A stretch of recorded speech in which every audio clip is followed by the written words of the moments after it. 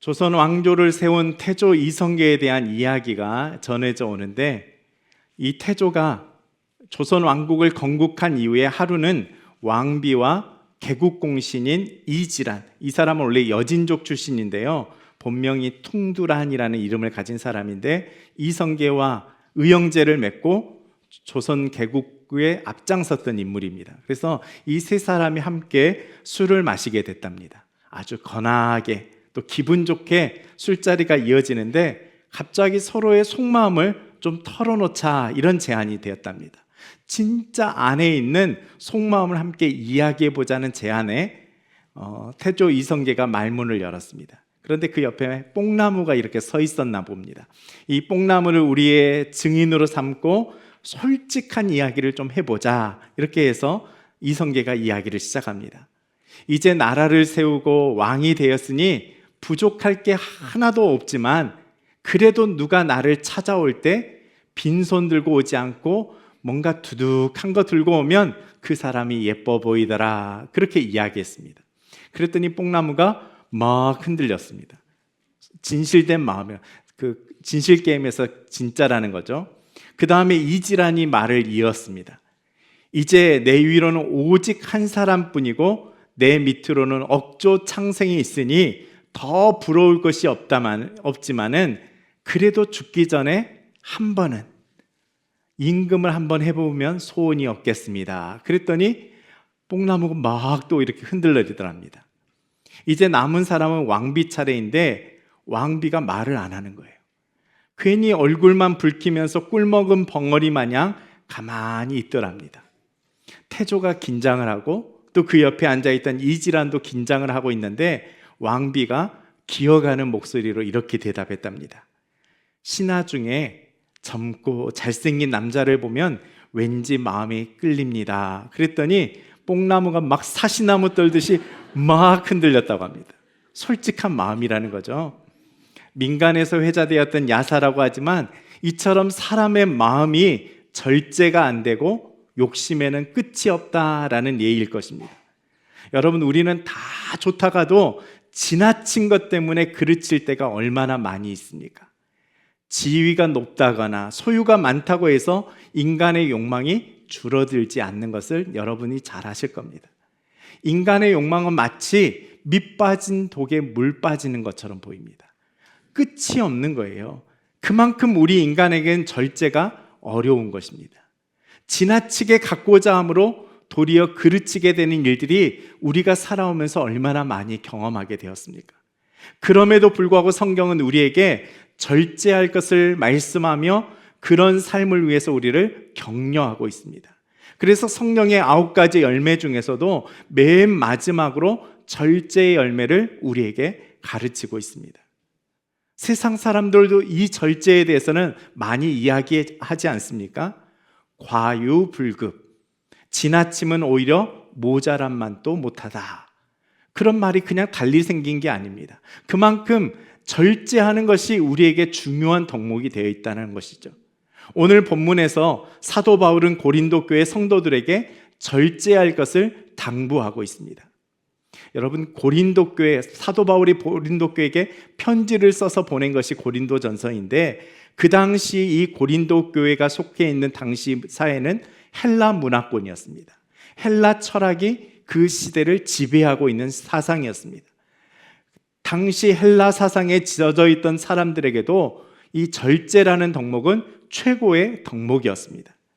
헬라 문명에서도 이 절제를 말하고 성경에서도 절제를 말하고 있는데, 그렇다면 이 둘의 차이점이 무엇일까 생각해 보지 않을 수 없습니다.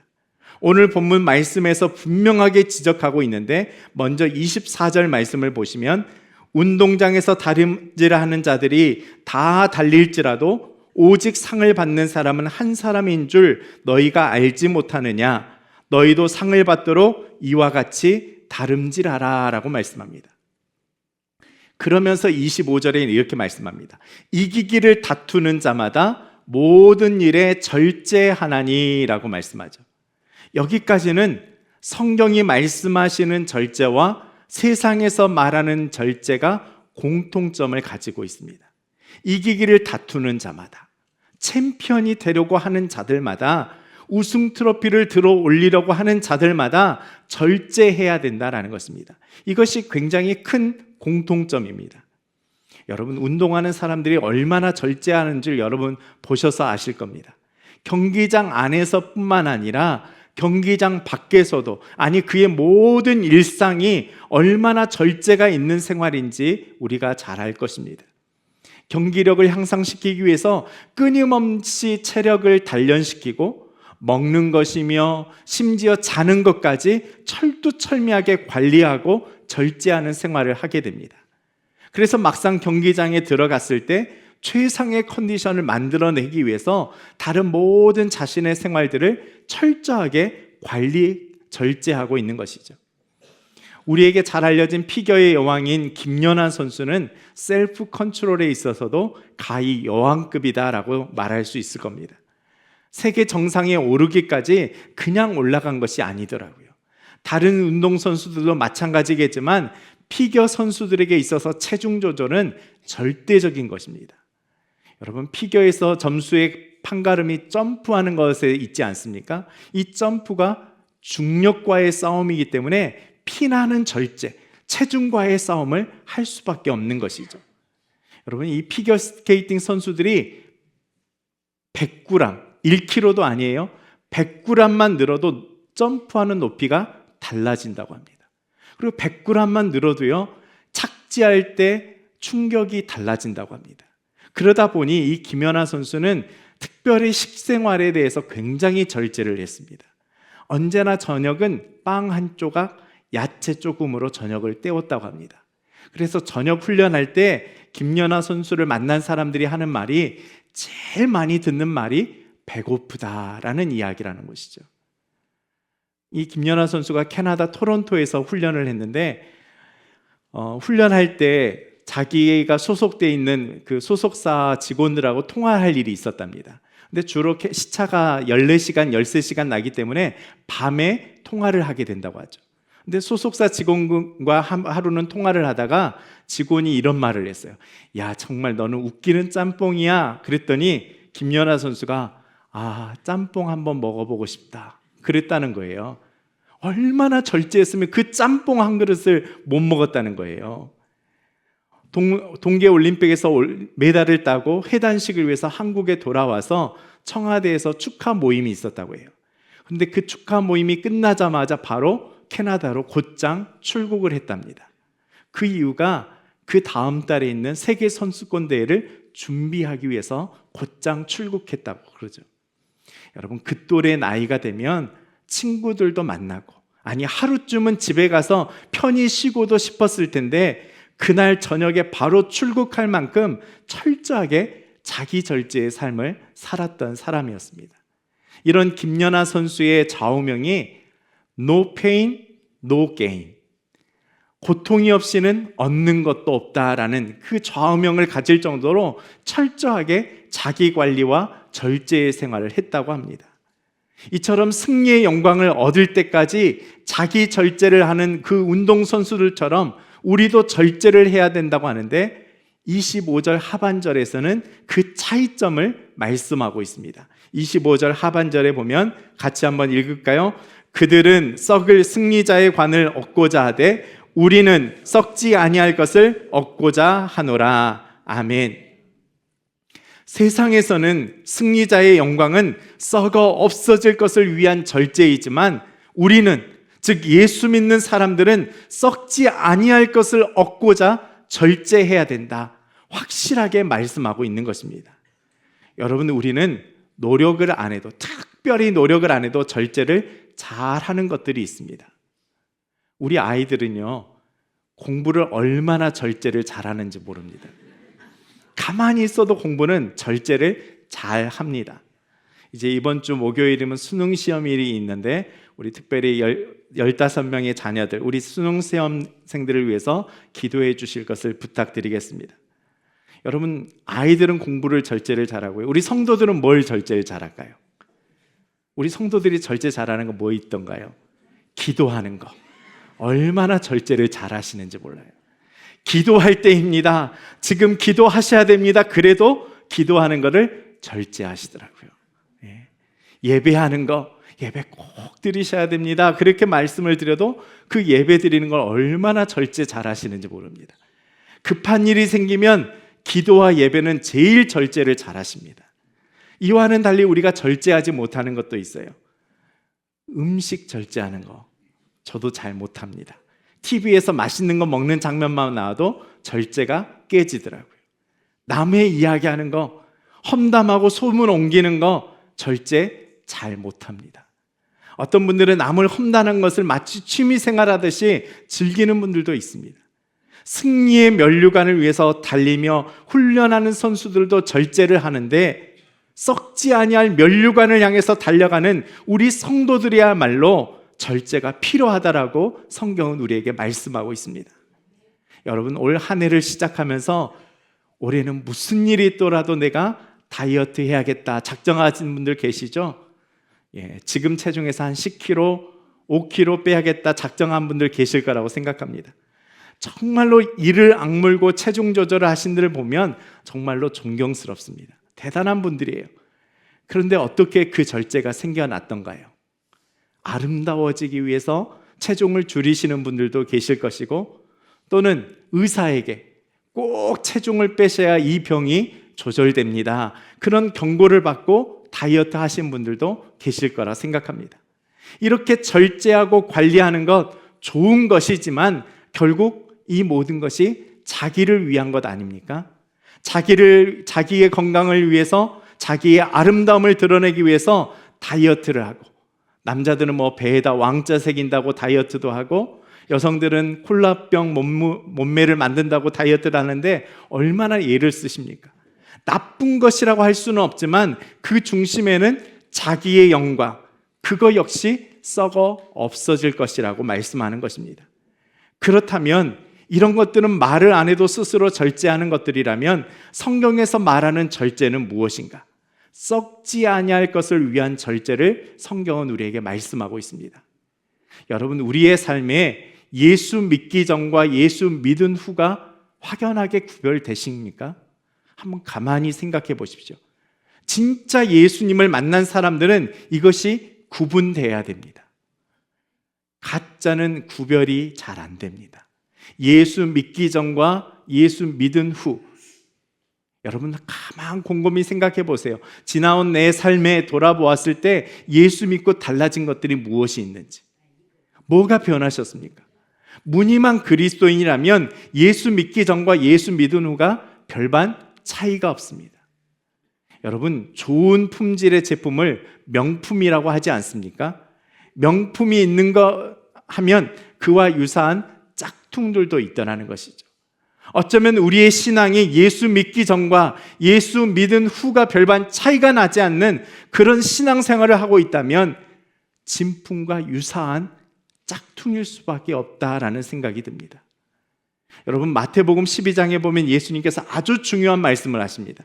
한번 보실까요? 43절에 보면 더러운 귀신이 사람에게서 나갔을 때 물 없는 곳으로 다니며 쉬기를 구하되 쉴 곳을 얻지 못하고 이에 이르되 내가 나온 내 집으로 돌아가리라 하고 와 보니 그 집이 비고 청소고 되고 술이 되었거늘 이에 가서 저보다 더 악한 귀신 7을 데리고 들어가서 거하니 그 사람의 나중 형편이 전보다 더욱 심하게 되었느니라 라고 말씀합니다.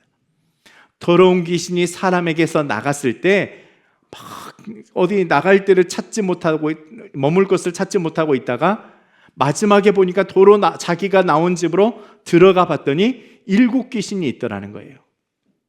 처음보다 더 심각한 상태가 되었다라고 말씀하고 있습니다. 여러분, 이게 뭘 말씀하고 있는가 하면요, 쉽게 말해서 예수 믿기 전 혹은 교회 다니기 전이라고 이야기해 봅시다. 엉망인 삶을 살았어요. 자기 멋대로 살고 자기 주장도 하면서 자기 잘난 맛에 살았습니다. 내가 옳으면 그것이 법이고 누구하고도 타협이 없었습니다. 그러다가 우리가 잘 쓰는 표현대로 한 방 얻어맞고 왕창 깨지고 나서 일종의 종교 생활을 시작합니다. 신앙생활과는 다른 차원이에요. 종교적인 경험을 하게 되었다는 것이죠. 그렇게 교회 다닌 사람이 있다고 칩시다. 그래서 소위 말해서 종교 생활을 시작하게 됐는데 차츰 교회 생활에 익숙해집니다. 시간이 지나서 집사 직분도 받고 봉사도 하게 됩니다. 사람들이 그분을 가리켜서 집사님, 집사님 불러요. 근데 이분이 들어가서 사역하는 것마다 문제가 생겨나기 시작합니다.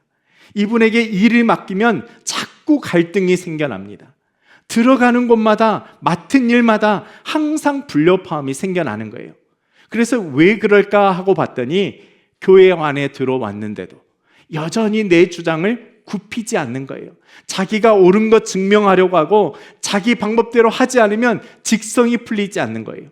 자기 뜻대로 되지 않으면 원망하고 불평이 터뜨려집니다.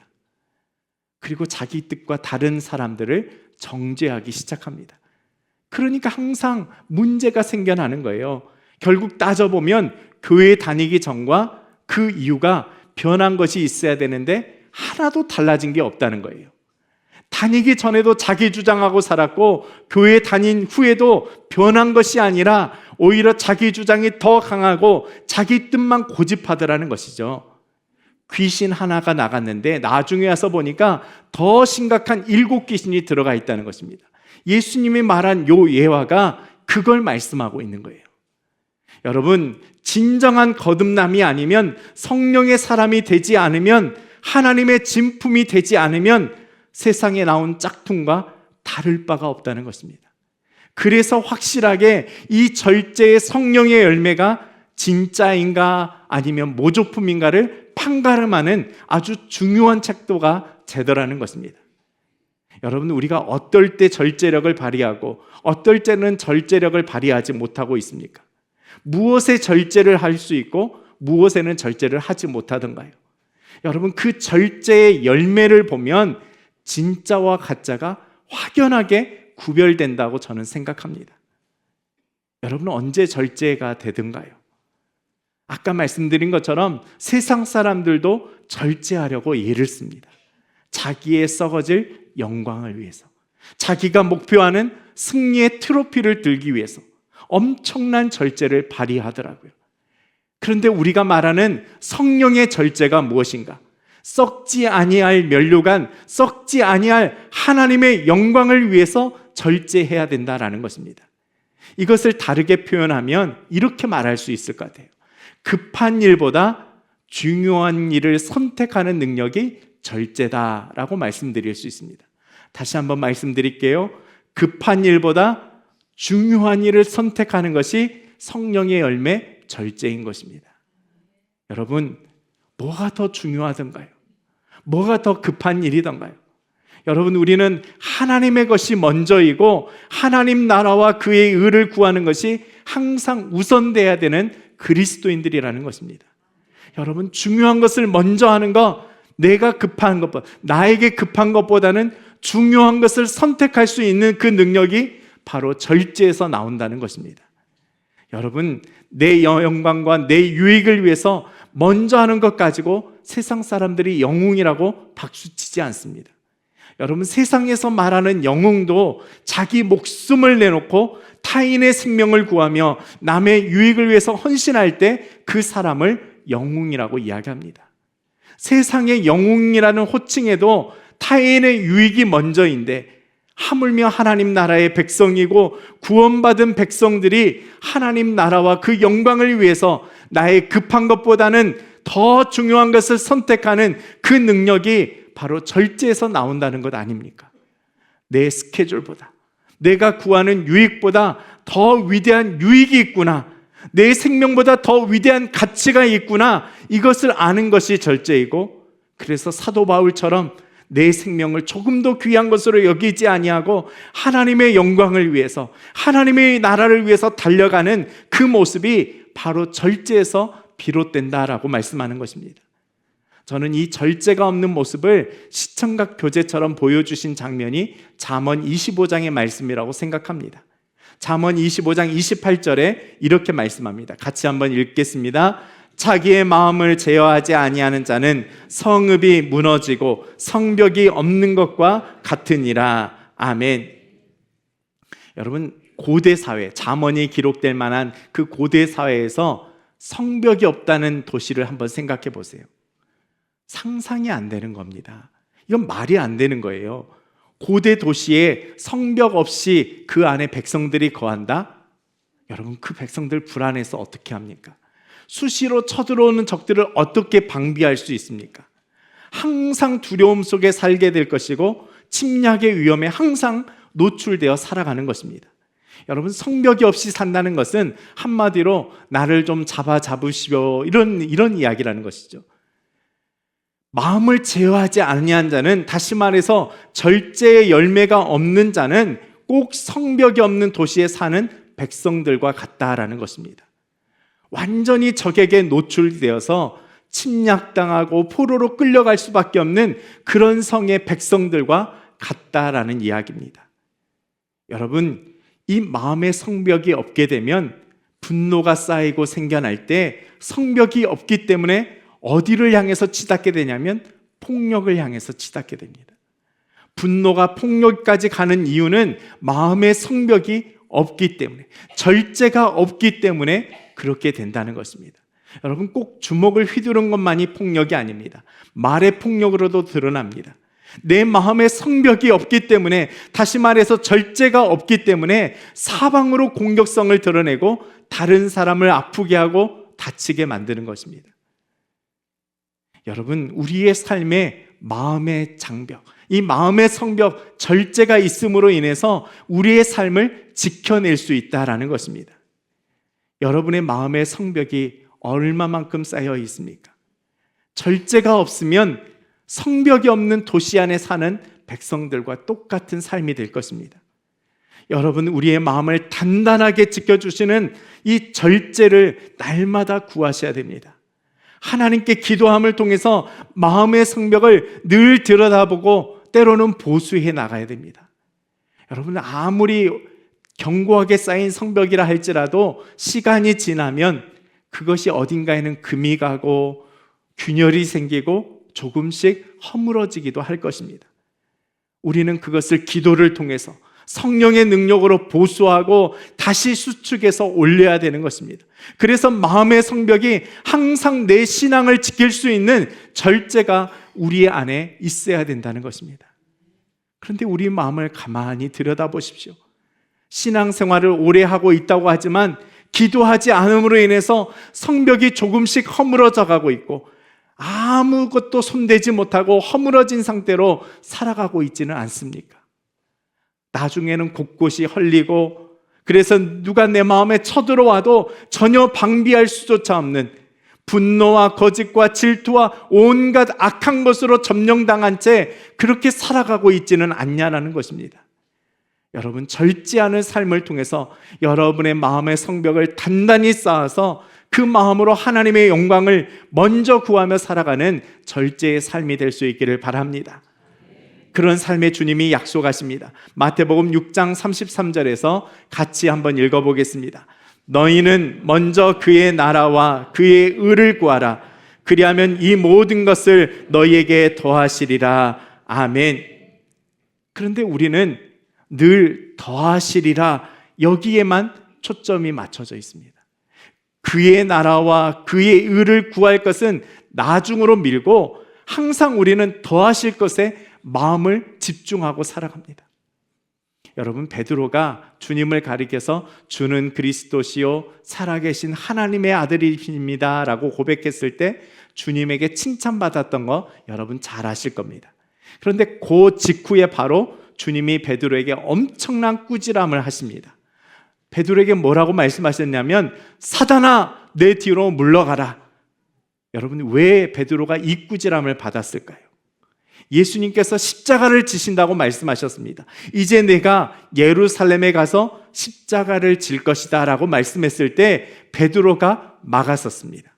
마태복음 16장 22절에 보면 베드로가 예수를 붙들고 항변하여 이르되 주여 그리 마옵소서라고 그렇게 간청합니다. 아니, 강청이 아니라 으름장을 놓는 것이죠. 영어 성경에 보니까 never Lord 이렇게 표현해요. 절대로 그럴 수 없다는 것입니다. 그렇게 십자가로 가는 길을 베드로가 막아서니까 예수님이 뭐라고 하시냐면, 사탄아 물러가라. 뭘 의미합니까? 우리의 가는 길이 영광의 길을 가고 면류관을 얻는 길에 십자가를 통해서 가야 되고 십자가를 거쳐서 가야 되는데, 십자가를 생략하겠다, 십자가를 뛰어넘어서 가겠다, 더 이상 십자가 없는 삶을 살겠다, 그러면 그 주님의 책망이 오늘 우리들에게도 똑같이 들려질 수 있다라는 것입니다. 십자가 없이 영광만 누리겠다고 하는 우리들의 신앙생활에 베드로에게 하셨던 이 책망을 동일하게 말씀하실 수 있다라는 것입니다. No cross, no crown. 십자가 없이는 영광이 없다는 것입니다. 그런데 오늘 우리들은 No cross, yes crown. 십자가 없이 그저 영광만 누리겠다고 하는 이 고약한 심보가 우리들의 마음에 있지는 않습니까? 여러분, 성령의 열매는 십자가를 바라보지 아니하고서는 결코 맺을 수 없는 열매라는 것을 꼭 기억할 수 있기를 바랍니다. 십자가에서 우리는 예수님의 절제를 보셔야 됩니다. 예수님께서 십자가에서 내려오시지 않는 이유가 뭘까요? 비아냥거리고 조롱하면서 내가 하나님의 아들이냐? 거기서 내려와서 너의 능력을 증명해 보아라. 그렇게 희롱하던 자들을 향해서 단번에 심판의 칼날을 빼어들 수 있는 전능자이신 하나님이심에도 불구하고 그 엄청난 절제력을 가지고 십자가에서 내려오시지 않는 이유가 바로 저와 여러분을 사랑하셨기 때문이 아닙니까? 그게 바로 십자가인 거예요. 내가 절제하지 못할 때 정말로 중요한 하나님의 나라와 의를 먼저 구하지 아니하고 내 발등에 떨어진 것, 나의 필요, 나의 유익만을 생각하고 있을 때 나를 위하여 엄청나게 절제하시고 십자가에서 내려오지 않았던 그 주님을 바라다 보고 우리도 절제하라는 것입니다. 그것만이 내가 성령의 열매인 절제를 맺을 수 있는 유일한 방법이라는 것입니다. 여러분, 십자가를 통해서 우리는 절제의 삶을 만들어 갈 수 있는 것입니다. 사랑하는 성도 여러분, 한 해의 끝자락을 향해 가고 있는 이 가을의 계절에 우리에게 말씀하시는 이 성령의 열매, 절제를 통해서 십자가에서 누리는 온전한 영광을 볼 수 있게 되기를 바랍니다. 이제 얼마 후면 아기 예수로 오신 대림절의 주님을 맞이해야 될 것입니다. 이 가을의 계절에 성령의 열매를 맺어서 그 아기 예수를 기쁨으로, 믿음의 모습으로 맞이할 수 있게 되기를 주님의 이름으로 축원합니다. 능히 십자가를 물리칠 수 있는 능력과 권세가 있는 분에도 불구하고 우리를 사랑하셨기에 그 능력과 권세를 절제하시고 십자가로 우리를 구원해 주시니 감사드립니다. 주님, 우리가 그 주님의 절제를 담기 원합니다. 우리의 마음의 성벽이 무너지지 않도록 견고하게 세워나가는 믿음의 삶이 되게 하여 주옵소서. 먼저 하나님의 영광을 구하며 살아가는 하나님 절제된 인생들이 되게 하시고, 썩어질 것이 아니라 썩지 아니하는 하늘의 것을 구하며 살아가는 믿음의 삶이 되게 하여 주옵소서. 그리하여 우리가 받았을 영광의 면류관을 바라보며 믿음의 행진하며 살아갈 수 있는 믿음의 주님의 귀한 백성들 다 되도록 도와주옵소서. 예수 그리스도의 이름으로 기도드립니다. 아멘.